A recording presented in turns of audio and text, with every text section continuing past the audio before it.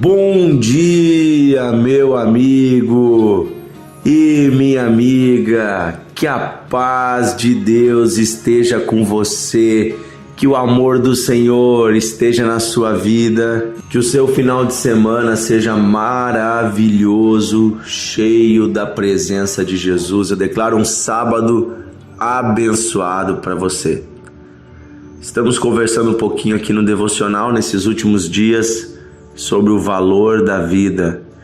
E eu quero lembrar você que a sua vida é preciosa. A sua vida tem muito valor, a sua vida é única. Não existe ninguém no mundo, no universo igual a você. Se você tem condições, olhe para suas mãos. Olhe para os seus dedinhos. Você está vendo que existem marcas na sua pele bem fininhas, são as suas digitais. Você sabia que não existe outra pessoa em todo o mundo com as mesmas digitais de você? Não existe. Ninguém tem a mesma digital que você. Você é único, a começar biologicamente. Mas também é único o propósito e o sonho de Deus para a sua vida. Cada pessoa foi sonhada por Deus desde o ventre da sua mãe. Cada pessoa é amada por Deus desde o ventre da sua mãe. E a história que eu quero compartilhar com vocês hoje, quero ler aqui na Bíblia, é exatamente sobre crianças que estão no ventre da mãe. Em Lucas capítulo 1, a Bíblia nos conta a história de duas mulheres que ficaram grávidas de uma forma miraculosa. A primeira é a história de uma mulher idosa chamada Isabel, esposa de um sacerdote chamado Zacarias, e esta mulher recebe no seu ventre um filho. Deus a abençoa com um filho. Apesar da sua longa idade, o anjo Gabriel disse que este menino seria um profeta do Senhor. E Zacarias duvida, mas apesar disso, Isabel fica grávida, tendo já idade avançada, sendo já uma mulher idosa, algo miraculoso. E também nós vemos ali alguns quilômetros de distância, uma cidadezinha chamada Nazaré, uma jovem, uma adolescente ainda, aí na casa dos seus 15, 16 anos, era noiva, chamada Maria, recebendo também a visita do mesmo anjo. E agora esse dizendo que sem a participação de um homem, mas única e exclusivamente pelo poder do Espírito Santo, Deus geraria o seu filho no ventre dela. Estamos falando de Maria. Isabel já havia recebido esta criança no seu ventre há alguns meses. A criança já estava grandinha, já era um feto. E Maria então recebe Jesus no seu ventre. O anjo diz: olha, a sombra do Onipotente vai te encobrir, o poder do Espírito vai vir sobre você, e o ser que será gerado em você será santo, será da parte de Deus, Jesus. Então Maria diz: sim, faça-se na tua serva conforme a tua vontade, pode cumprir em mim a tua palavra. E no versículo 39 de Lucas capítulo 1, nós vemos que Maria vai visitar a sua parenta, chamada Isabel. O anjo tinha dito para ela que um dos sinais de que era Deus que estava fazendo isso é que o mesmo Deus havia colocado no ventre de Isabel um filho, sendo ela já idosa. Isabel era sua parenta, então ela vai visitar Isabel para conferir o que o anjo falou, também para poder compartilhar com alguém que entendesse o que ela estava passando. Então Lucas 1:39 diz assim: naqueles dias, dispondo-se Maria, foi apressadamente à região montanhosa numa cidade de Judá.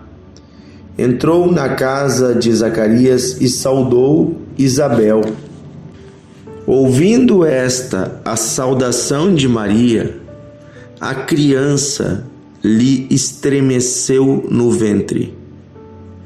Então Isabel ficou possuída do Espírito Santo e exclamou em alta voz: Bendita és tu entre as mulheres, e bendito o fruto do teu ventre. De onde me provém que venha visitar a mim a mãe do meu Senhor? Pois logo que me chegou aos ouvidos a tua voz da saudação, a criança estremeceu de alegria dentro de mim.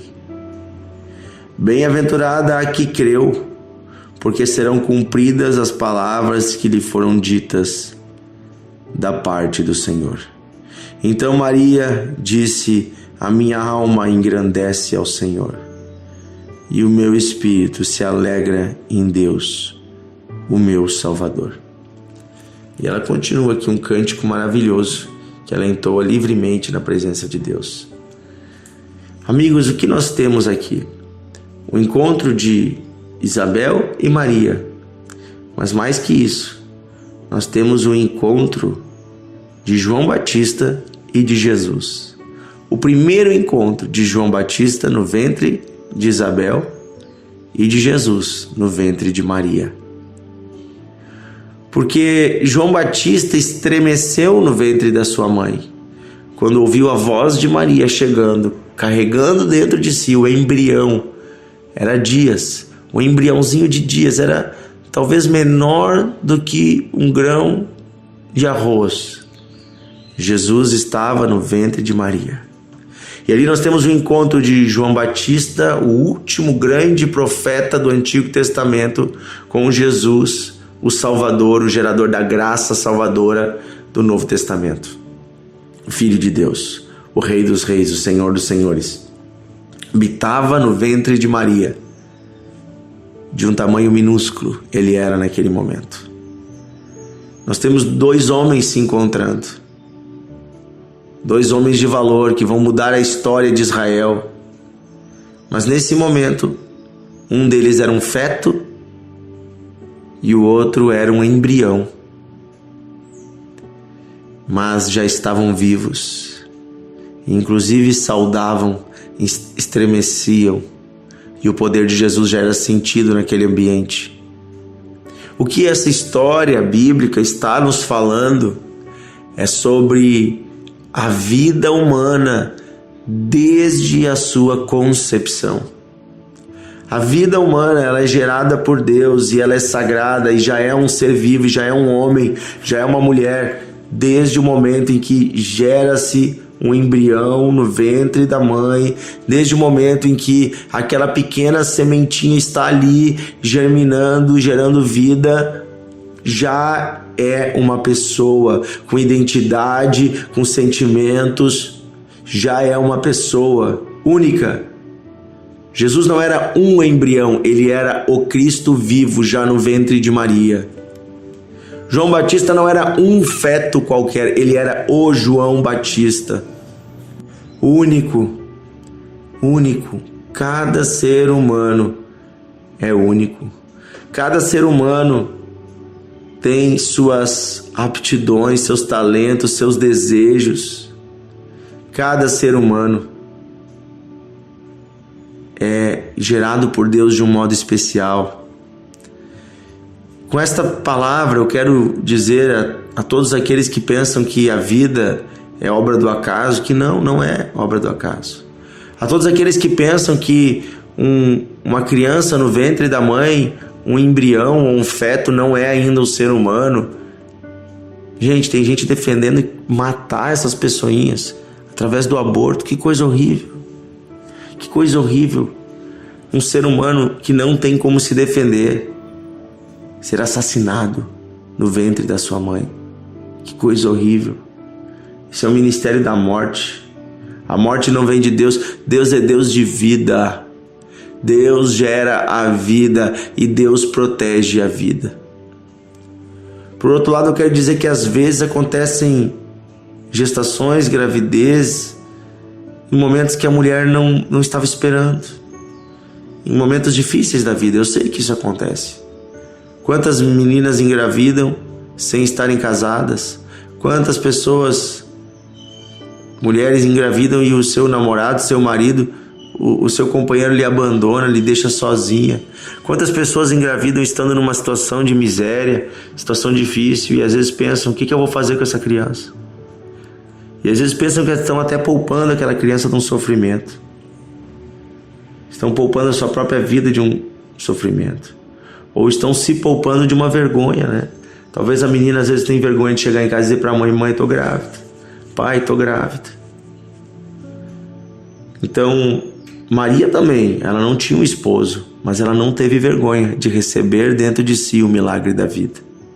Eu quero dizer a toda mulher aqui, escute, Maria não tinha um esposo, Maria não tinha dinheiro, Maria não tinha nada, mas Deus proveu para ela que o seu noivo a aceitasse dessa forma. Deus proveu um homem para cuidar dela, para cuidar do seu filho. Deus proveu alguém que lhe amasse. Deus proveu recursos.